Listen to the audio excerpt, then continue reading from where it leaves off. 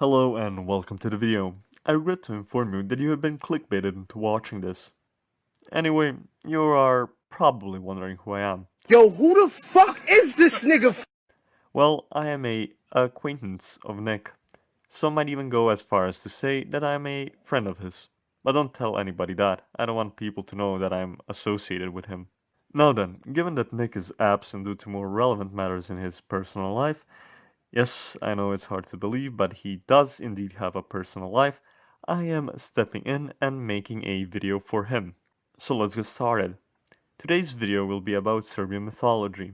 Now, Serbian mythology is, surprise surprise, of Slavic origin, which means that we will find similarities with other Slavic mythologies, i.e. Polish, Russian, and so on. To make this video even remotely interesting, I will be mostly focusing on creatures slash monsters that appear in folk stories, starting with a lesser known one.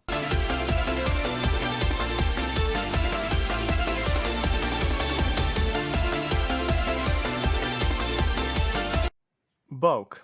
Now, what is a Bauk? Well, Bauk is described as a short, animalistic type of creature with horns, who hides in holes, caves, abandoned houses, and/or other dark places, waiting for his victims to pass by so he can drag them, kill them, eat them, and sometimes in case of female victims, them. The way to scare off a Bauk, as stated in the myths, is with lights or fire, or by making loud noises. A Bauk is most similar to imps, but the term Bauk is also used as a translation for goblin or troll.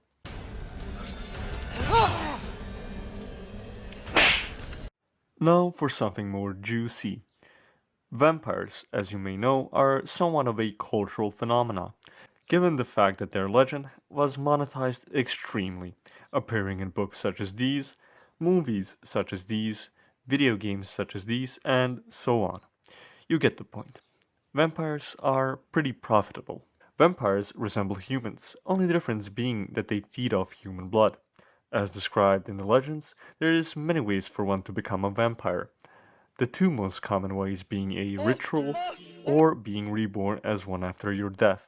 It's not really clear how you become a vampire after death. Most of the time it's based on fate. If it's destined for you to become a vampire after death, you will become one. Vampires have also a subdivision, so to say, called jumpirs, which are a result of a male vampire and a human female having lots of fun.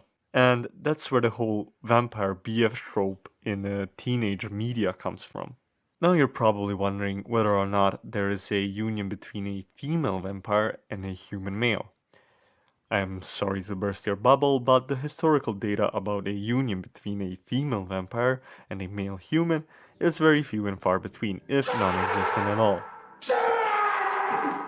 Some popular Serbian vampire myths include the myth of Arnold Paole, who was a Hajduk who became a vampire after his death and killed 16 people in his native village. Also the myth of Petar Blagojevic, who, like the case before him, turned into a vampire after his death and killed 9 people, one of them being his son, who he, as the legend states, murdered because he refused to give him food. Later on, as more dead bodies were found throughout the village, the peasants grew worried, which made them, together with the local priest, dig up Petar's body and examine it for signs of vampirism. They noticed that the dead body had grown new, smooth, silky hair, and that his beard was fuller. Also, that there were no signs of decomposition, which was more than enough proof for them to stake the body. After that, the killing stopped. There is also one more myth, probably the most popular one of them all. The myth of Sava Savanovic, who led his victims to his watermill before killing them. His myth inspired one of the few Serbian horror movies called Leptirica. His watermill is also still in one piece and is open for tourists to visit. So if you want to have a encounter with a vampire, go there. And to finish this segment off, I have a fun fact for you. The word vampire, aka vampir, is the only word of Serbian origin that is used globally, which is kinda interesting but also quite sad. Moving on then.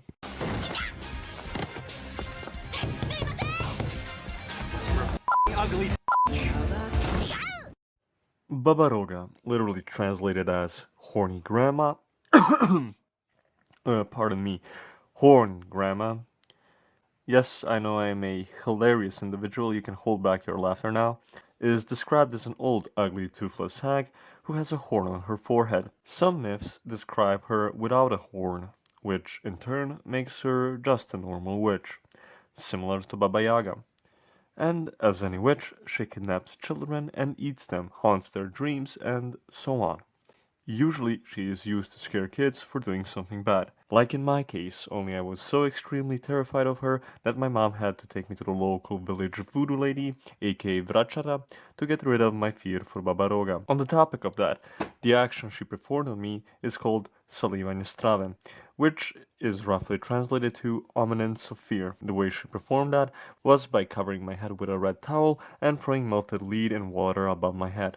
Now, I know this sounds dumb and stupid, because it is, but it actually worked. After that, I stopped having nightmares about witches and Baba Roga. Also, another fun fact, before my mom decided to take me to the voodoo lady, she was willing to first change my name to Vuk, meaning wolf, which was traditionally given to children to protect them from witches, because in Serbian myths, witches have a uncontrollable fear of wolves. By the way, sorry for rambling, but I just wanted to mention that given that it's my only supernatural experience, so to say. To make a long story short, Baba Roga is a myth used to scare naive children from indulging in bad behavior. She's a part of children's themed literature and is usually the main bad guy in children's plays.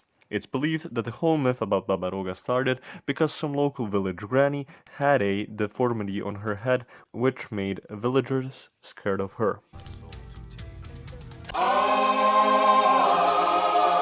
Bes, translated to English meaning rage or fury, is basically somewhat of a semi-physical manifestation of pure rage that devours its victims and makes them go berserk. It can affect both humans and animals.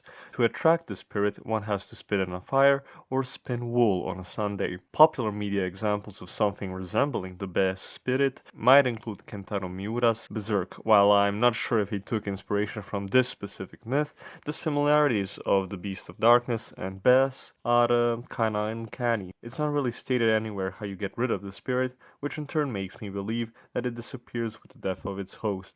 Then, know by noise. 1, 2, 3. Now, the last mythical creature I will be talking about today are Vile, literally translated as whirlwind or wind, indicating that they are wind spirits, are basically fairies but Slavic.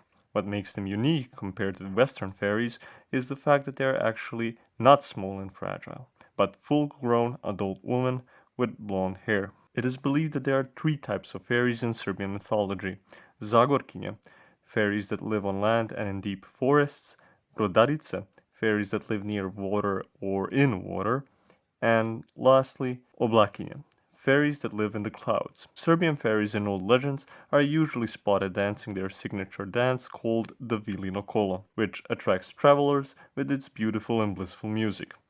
They also like to hunt and ride horses while doing so, as well as seek love of strong, handsome, and powerful men, basically the average Serb, who will help them defeat their enemies in exchange for a one-way ticket to their equivalent of the red light district. Their love for fighting is reminiscent that of the Valkyria, which is unique to Slavic mythology. In Serbian poetry, every hero has a fairy next to him, fulfilling the role of his blood sister. They are also known for stealing children they deem beautiful while replacing them with oafs, which are basically humanoid creatures that resemble humans but aren't actually humans.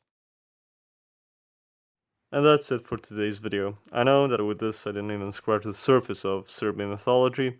Like, for example, my village that I grew up in with less than 5,000 inhabitants has like 17 different legends and myths unique to that specific village. But, I at least hope this video was informative and entertaining enough to, please you until Nick comes back. That's it, I guess. Goodbye.